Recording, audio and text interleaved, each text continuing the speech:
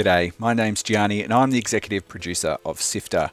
This is Lightmap, SIFTER's interview podcast, and on each and every episode we speak to creative teams who work in video games and interactive media. We find out what it takes to create. Sometimes the hardest thing about creating is actually finding the resources to do so. When I first started reporting on the Australian games industry in 2016, if you've listened to any of our previous episodes, you might have heard this as well, developers would tell me that it was a bit of a disappointment that Australia didn't have any federal government funding for games. Well, there was a very exciting announcement on Friday after years and years of no direct, it seemed, federal government engagement with the local game development scene. There was a small breakthrough. Screen Australia and Arts Minister Paul Fletcher announced a brand new $6 million fund to support video games directly over the next 2 years.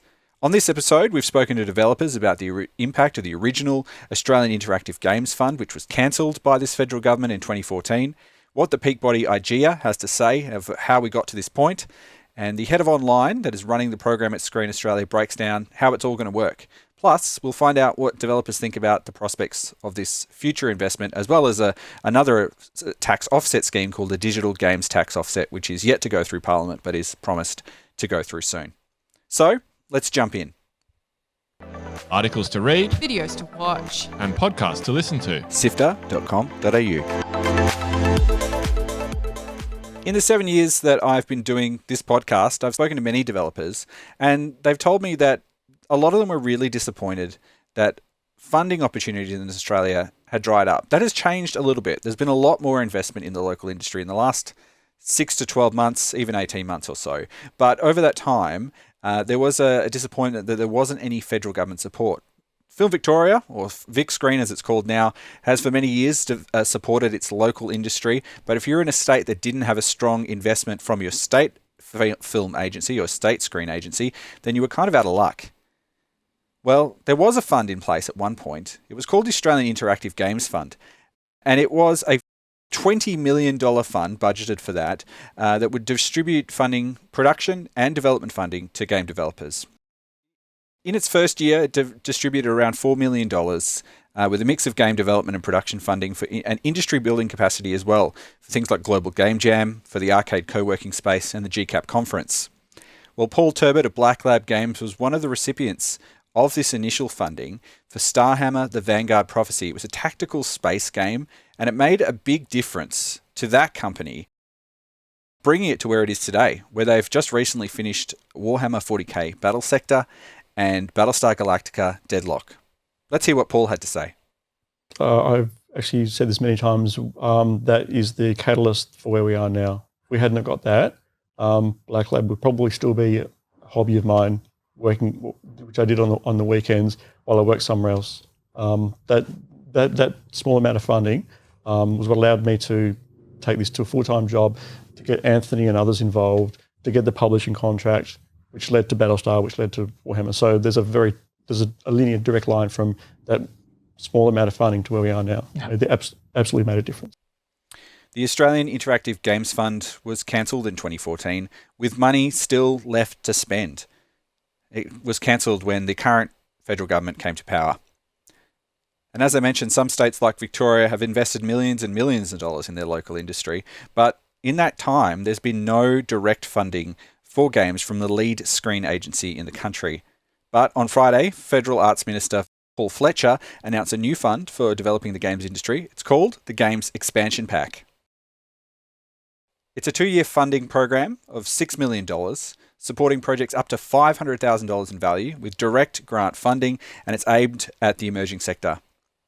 It's coupled with the Digital Games Tax Offset, a 30% refundable tax refund for projects over $500,000, aimed at those big international studios and more established players in the field. Ron Curry is the CEO of IGEA, the peak body of game development in Australia, and he said it's an exciting time. Yeah, look, we're really excited about the announcement today. And, probably for the last, as you said, 7 to 8 years, we haven't had a games fund for any game developers at a Commonwealth level.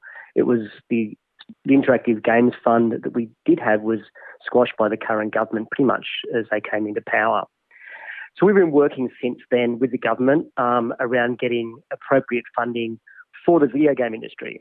And we know about 9 months ago they introduced a digital games tax offset, which applies to games that cost over $500,000 to make. And we were very thankful for that. And it's going to do great things for the industry, and it's going to attract large businesses, and it'll be a very solid part of the ecosystem. But what we didn't see was support for the independent game developers, people who are creating games and spending less than that $500,000. And we know they're the engine room. There's so much creativity happens there. It's where the training happens. It's where we get some really amazing product. So we've been working with the government, again, like I said, for about 7 years, saying we need a full ecosystem supported. We just can't do one side or the other. So we're very excited. We started having these really in-depth conversations with the government probably over the last few weeks, the month, bringing this to the point where the announcement was made today. It's a lot less than we saw 7 years ago, but it's a start. It's an acknowledgement that the government see the importance of the industry, and it's the start we need to prove that this will work and increase funding will work as an accelerator going forward. Ron, I'm wondering what's changed in the time you've been working on this, because I know you've been working on it for a number of years, doing many different appeals to ministers, to Senate committees, all sorts of things in the time since that fund was cancelled. What's changed? What is it now that's made the difference? Well, I don't think there's one thing. It's a continual story. It's us going to the government over and over again. The value of the industry, when you go to the government and you say, this industry is worth $250 billion. It's bigger than screen. It's bigger than music, who you support all the time. It creates jobs. It's great for the economy, and it's export focused. We know that most, if you make a game in Australia, you're not making it just for Australia, you're making it for the globe. And the other things are important to the government. It's the economy, it's jobs, it's export. And they're the narratives we've been taking to the government. And we can talk about culture, we can talk about creativity, and they're fantastic, and we should be talking about that. But we also need to talk about dollars and cents. And what value do the Australian taxpayers get by giving video game companies money? We have to deliver for the taxpayer.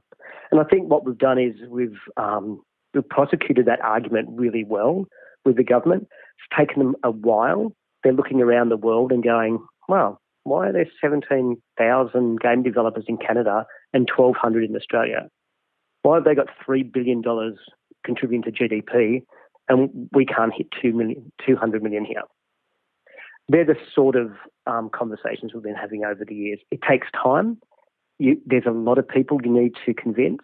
We take the argument to trade, we take it to Treasury, take it to communications, into arts, Austrade. There's a whole lot of government touch points you need to all come together for the light bulb to go on collectively. But how does it all work? Well, Lee Naimo is the head of online at Screen Australia, and he said a bit of extra money from the federal government meant that after many years, this funding could get back off the ground. So obviously the DGTO, the Digital Games Tax Offset, is incoming, intended to open up later this year for games with a budget threshold of $500,000 and above.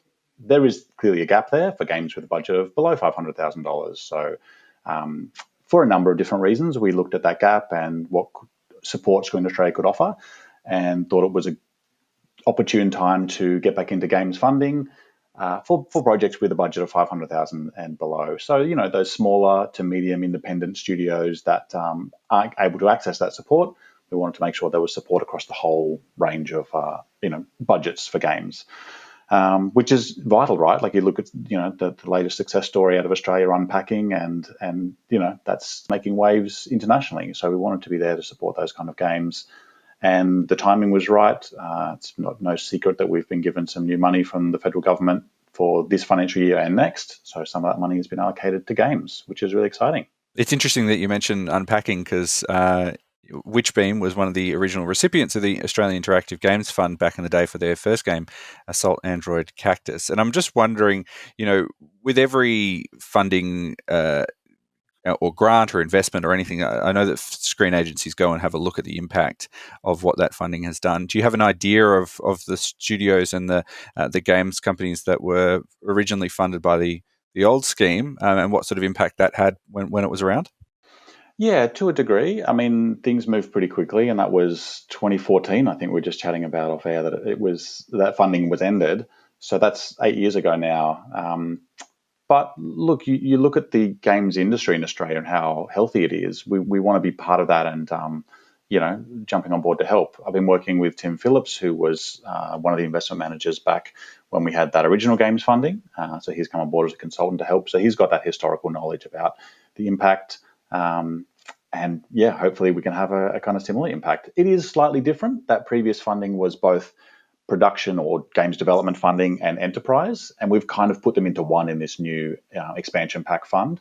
So you can apply for a single game or multiple games in the one application. So it could be, you might be working on one game, or you could have a whole slate of them that could be eligible for this funding to kind of give your studio, your company that boost. Can you give me a bit of an idea of how the process would kind of work for people if they've never sort of been part of the funding process? Maybe they're in a state, they're not in Victoria, for example, or Queensland, where there's quite significant state government support for games development. What does it look like for a developer who wants to come in and get a bit of money to get off the ground? Absolutely. Well, initially this financial year, there's a round that's open right now. It's going to close on the 28th of April. So don't worry if you can't meet that deadline. The fund is going to reopen later this calendar year. And that's when we're going to kind of in between, we're going to take on consultation and potentially relook at some of the things that are working and maybe some things that we can improve. So it's not this is the only opportunity. It is going to come back. But for this initial round, it's an application-based process, as you said, as any kind of funding from a government body is. You apply with ideally a playable demo, or if not, a kind of trailer that we can view of where your game is. Because this is funding to get your game, out to market, we want to see games that are in a reasonably developed state. A few other bits and pieces like a marketing and release plan. There's a budget plan, which we provide a template for. And crucially, a video pitch, which I really want to emphasize that's your chance to give us the passion and the excitement and the reason, that this game is something that you really want to make and it's getting you out of bed in the morning. From there, we'll assess those applications, myself, other members of Screen Australia, and an external panel as well, and make some decisions. And then we go into contracting. I mean, I don't know how much detail you want, but we look at different drawdowns or payment milestones. But basically, we want to be there to get your game to that finish line and get it out to market, so it's released and making an impact. John Daskalopoulos is the CEO of Not Doppler, a company that's been around since John founded it when he was 14 back in high school. They originally made flash games and had a portal for people to play games online, but they've moved into the mobile gaming space, and John and his team were part of the announcement with the Minister. Their title, Crash of Cars, has been a development success on mobile, and John said while they still had revenue coming in and they could afford to do it, they had to save up to hire staff and have some extra money in the bank just in case it didn't go well, and government funding would have made a big difference for them being able to move quicker on opportunities. I think if the last couple of years of COVID has taught us anything, there's definitely a huge appetite for games. We saw audiences expand a lot during the lockdowns, not just for us as a smaller company, but just across the board. Nearly every games company saw the impact in terms of their audience sizes during the lockdowns. And I think now it's maybe triggered something in governments and in terms of private investments to really accelerate the amount of support they're offering. And it's just an exciting part to be part of the games industry. It's always, there's always change in the games industry, which keeps it fresh and exciting. But things are accelerating like crazy right now. And we're very fortunate that the government is happy to support that as well. We would be more so eligible for the DGTO if that passes. So the DGTO is targeted at games with budgets of greater than 500K. So back in the day when we developed Crash of Cars, that budget was pre-500K. Today we're working on 2 new games that the combined budget is about 10 times higher than Crash of Cars. So it means we're not eligible for this new program, but we would be eligible for the DGTO. For us, it's really just an extra security net. So we're still profitable as a company, but we are taking quite big risks with our new projects. In terms of the budget, they are a lot higher than our previous titles. And that brings some risk to us as a company. So firstly, it's a bit of a safety net. It allows us to firstly take on these more ambitious projects, but secondly, it will also benefit us in terms of further scaling our team size as well.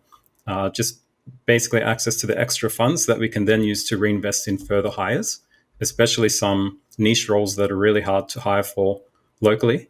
It just gives us the extra cash to be able to do that. Here's Ron Curry from IGEA again. Their next priority is to get the digital games tax offset off the ground and continue to develop this direct funding scheme into the future. Our immediate project is getting the DGTO over the line. So we're looking forward to getting an exposure draft this month sometime for consultation. And then, once this funding from Screen Australia is bedded down a little bit, it's just going back to the government having a talk about, should this be a $6 million fund or should it be a $40 million fund as it used to be? And that's the sort of argument we're going to prosecute. There's a lot of potential here. This is great that we've got something now, but how do we really ramp it up? How do we make it fit for purpose and become absolutely competitive on a global stage? And we'll just keep hammering away at that argument. Lee Naimo from Screen Australia is also pretty excited about the future. Yeah, I think it's exciting to see us, as I said, making waves internationally. I mean, I know it's a few years old now. I know it's a classic title, but my son and I are just in love with Untitled Goose Game, for example. And that's still something that, we must have finished it. He's 4 years old, by the way, but we must have finished it literally 20 times, and it's still something that we go back to. So I guess we're looking, ideally, it'd be great to support that kind of game where there's, a long impact, something that can make that impact internationally. But I think it's really healthy. I think it's, I've been doing a lot of research into games, and obviously I'm a gamer myself and embedded in the industry, but doing a lot of reading lately about how we feel like we're on the cusp of, really breaking through internationally. So would hope that this support and the DGTO can push that along and accelerate that. The idea of opening this fund for a limited amount of time was that extra money that I mentioned earlier was granted to Screen Australia for 2 financial years. But we do have a long-term plan with this fund, with our support for games. It'd be great to be able to build a whole infrastructure for game support the way there is for, screen content. My department is online. We fund a lot of web series, a lot of online content. But then, that Screen Australia support runs the gamut to TV and features and festival and marketing and travel support. So, maybe it's a bit of a pipe dream, but imagine if there was a kind of similar structure for games funding where there's the offset, there's a whole suite of different production. Now I'm probably going to get in trouble for saying that kind of stuff because that's maybe a little ways off, but I think they're incredibly valid. It's incredibly valid screen content, and it's a screen content that has been unfortunately ignored by a lot of the funding bodies. Would love to change that. The Games expansion pack is now open for the first round of applications, and we've linked the application page in our show notes as well as a video Q&A if you're keen to learn more. SIFTER is produced by Nicholas Kennedy, Kyle Pauletto, Fiona Bartholomaeus, Daniel Ang and Adam Christou. Mitch Lowe is our senior producer, and my name is Gianni Di Giovanni. I'm the executive producer. Thanks to Omni Studio for their support of SIFTER. You can find every episode of Lightmap in your podcast player for free. We'll bring you insightful conversations each episode with game developers and creatives working in interactive media.